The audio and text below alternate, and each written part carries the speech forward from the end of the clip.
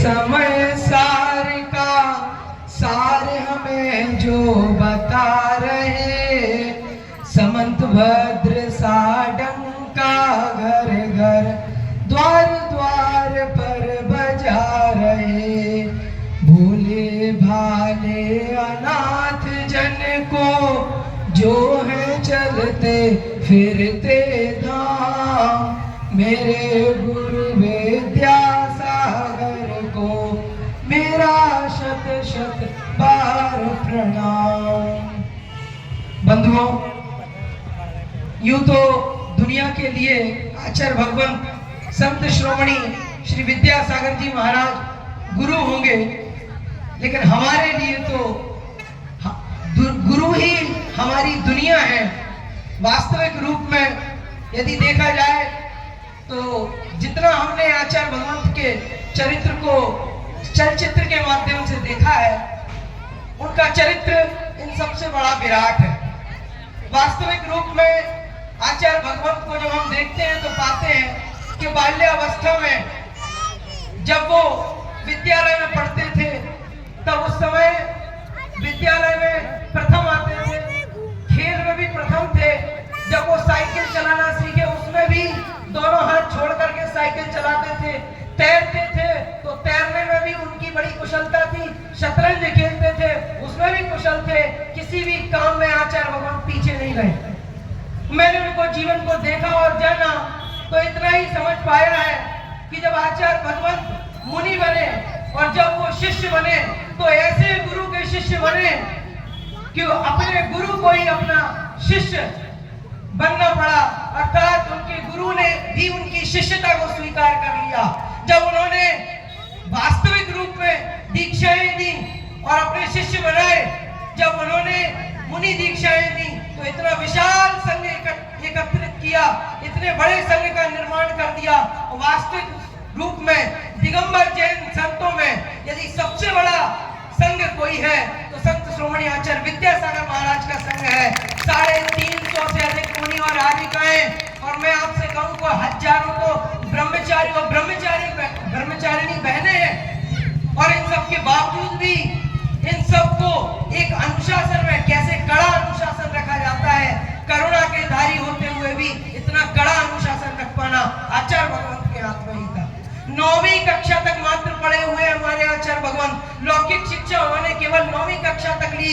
लेकिन आपको जानकर के बड़ा आश्चर्य होगा और सुखद अनुभूति भी होगी कि हमारे भारत देश की जो राष्ट्रीय शिक्षा नीति 2020 को लागू किया गया, तब डॉक्टर के कस्तूरी रंगन आचार्य भगवंत के पास बार बार आए। और मैं खोखली बातें नहीं कर रहा हूँ, ये वास्तविकता है। जब आप राष्ट्रीय शिक्षा नीति NEP 2020 को उठा करके देखेंगे तो पहले पेज पर एडवाइजर में सबसे पहले आचार्य भगवंत का नाम आता है। आचार्य भगवंत ने भले ही 9वीं कक्षा तक अध्ययन किया है, लेकिन उन पर अब तक 56 PhD हो चुकी है। उनके द्वारा लिखित ग्रंथ मूक माटी की, जब यहाँ पर हम सारी चित्र देख रहे थे, चलचित्र देख रहे थे, मूक माटी की बात कर रहे थे, लेकिन वास्तविकता में बंधुओं मूक माटी एक ऐसा अनोखा महाकाव्य है जिसने महाकाव्य की सारी धारणाओं को बदल दिया।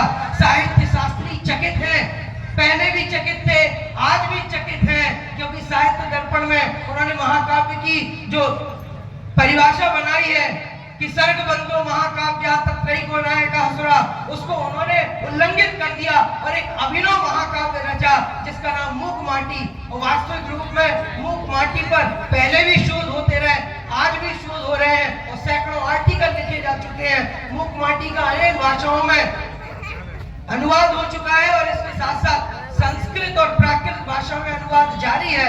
पिछले 2 सालों से उसमें काम चल रहा है, क्योंकि आचार्य भगवंत का जो साहित्य है उस पर यूं ही अनुवाद करना सरल नहीं होता। और आचार्य श्री का बहुत सारे संस्कृत में ग्रंथ आचार्य श्री ने ऐसे लिखे हैं, जब मैंने उनको पढ़ा तो वास्तविक रूप में मैं वास्तविकता बता रहा हूँ कि और लोगों के लिखे हुए साहित्य में और आचार्य श्री के साहित्य में अंतर यह है कि जब आचार्य श्री के साहित्य को पढ़ते हैं तो डिक्शनरी हाथ में लेकर के पढ़ना पड़ती है, क्योंकि वो सामान्य रूप से समझ में आने वाले नहीं है। वास्तविकता में इतने गूढ़ रहस्यों से भरे ग्रंथों को वो लिख देते हैं। और मैं तो आपसे ये कहूंगा कि आचार्य भगवंत ने ये जो इतने सारे प्रोजेक्ट आपने देखे कि भाग्य श्रमदान, कहीं हथकरघा, कहीं प्रतिभा स्थली, जहाँ तक सरकारें नहीं पहुंच पाती हैं, कैदियों के लिए भी आचार्य श्री ने कितना अच्छा उपक्रम खोल दिया, अपनापन जैसा। और वास्तविक रूप में देखा जाए तो आचार्य श्री का व्यक्तित्व हम देख पाते हैं तो मालूम चलता है कि क्यों आखिरकार जन जन के संत कहे जाते हैं। मैं उनको जन जन का नहीं, प्राणी मात्र का संत कहता हूँ। यही कारण है कि जब आचार्य श्री की समाधि हुई उस दिन 18 फरवरी को सारे जन समुदाय के बीच एक गाय का बछड़ा भी बैठा हुआ था कि हमारे आचार्य भगवान से चले गए हैं। इस कारण वो भी दुखी था। आचार्य श्री के कारण लाखों गायों को जीवन दान मिला। और आचार्य श्री की करुणा का क्या हम अनुमान लगा सकते हैं बंधुओं। मैं हतप्रभ हो जाता हूँ कि हार्ट पीस का रोग आचार्य श्री को था। आचार्य श्री को हार्ट पीस का रोग होने के बावजूद भी जब रेस्क्यू करके बचाव करके गायों को ट्रेन में मालगाड़ी में भर करके ले जाया जा रहा था, तब केवल एक क्षण मात्र के लिए आशीर्वाद देने के लिए आचार्य श्री अमरकंटक से 40 किलोमीटर दूर पेट्रा रोड आए और वहां आकर के उन्होंने हार्ट पीस रोग में 40 किलोमीटर विहार किया। प्लेटफॉर्म पर खड़े होकर के उन सारी सैकड़ों गायों को आशीर्वाद दिया और उसके बाद आचार्य श्री पुनः अमरकंटक गए। इतनी करुणा अन्य किसी में नहीं हो सकती। महानुभाव, मैं आपसे फिर कहूंगा कि वास्तविक रूप में यूं ही राजा महाराजा नेता अभिनेता इतने सारे मंत्री संतरी प्रधानमंत्री राष्ट्रपति अनेकों लोग उनके चरणों में यूं ही नहीं झुक जाया करते हैं। आचार्य श्री ने हम सभी को एक नया जीवन दान दिया है।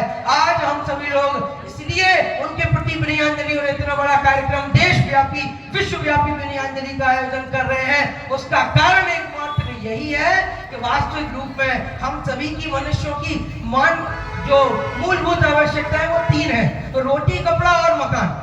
इन तीनों को जब दूषित होते हुए आचार्य श्री ने देखा तो उनकी करुणा देखिए कि हमारी रोटी जब हमारा भोजन दूषित होने लगा तो आचार्य श्री ने फास्ट फूड से फास्ट फूड का उपदेश दिया। जब हमारे घर में कपड़े, जब हमारे वस्त्र दूषित होने लगे तो आचार्य श्री ने हथकरघा, खादी, हैंडलूम और श्रमदान का उपदेश दिया। और उसके बाद जब हमारे घर में जब हमारा घर दूषित होने लगा, कुसंस्कार आने लगे, तो आचार्य श्री ने प्रतिभा स्थली की रचना कर दी। वास्तविक रूप में इनके जैसा कोई दूसरा हो ही नहीं सकता। हमने अरहंत को नहीं देखा, हमने केवलियों को नहीं देखा, हमने भगवान महावीर को नहीं देखा, लेकिन हमें इस बात का गर्व है कि हमने संत श्रोमणी आचार्य विद्यासागर महाराज जी को देखा है, उनके दर्शन किए हैं, उनके चरणों को छुआ है, उनको आहार दिए हैं, उनका साहित्य पढ़ा है, उनके प्रवचन सुने हैं। लोग कहते होंगे जमाने के लोग कि संत श्रोमणी आचार्य महाराज कोई संत थे या संत हैं, लेकिन वास्तविक रूप में देखा जाए हमारे लिए तो आचार्य भगवंत साक्षात अरिहंत है। वास्तविक रूप में आचार्य भगवंत का जो विराट व्यक्तित्व हमारे सामने आता है। आप सोचिए कि सागर जिले में जब आचार्य भगवंत का विहार हो रहा था, वहां पर कोई ढंग का मल्टी स्पेशलिटी हॉस्पिटल नहीं था। आचार्य श्री ने भाग्योदय की प्रेरणा दी, आज वहां पर लाखों लोगों का इलाज हुआ। जब आचार्य श्री को कोरोना के समय में समझ में आया कि यहाँ पर एलोपैथी के द्वारा पूरा उपचार सही नहीं हो पा रहा है, आचार्य श्री ने 2-4 प्रवचन किया दिए और एक पूर्णायु संस्थान खड़ा हो गया। वास्तविक रूप में आचार्य श्री का जितना हम गुणगान करें उतना कम है। आचार्य श्री ने जो कुछ हमें दिया है उसका वास्तविक रूप में आकलन कर पाना अभी संभव नहीं है। आने वाली सदियां याद रखेंगी। और एक ऐतिहासिक तथ्य मैं आपको बता रहा हूं और मैं आपको कहूंगा कि अभी तक इस तथ्य पर बहुत कम लोगों ने चर्चा की है कि आचार्य भगवान संत श्रोमणी विद्यासागर महाराज जी का पिछले वर्ष ही हमने संस्कृति शासनाचार्य महोत्सव मनाया था। अर्थात कि एक ऐसे आचार्य हुए आचार्य समर्थभद्र स्वामी के बाद पिछले 1900 वर्षों में भगवान महावीर की परंपरा में कि जो लगातार 50 वर्षों तक आचार्य रहे। कोई और ऐसे आचार्य हमारे सुनने में नहीं आते, देखने में नहीं आते, साहित्य में नहीं आते।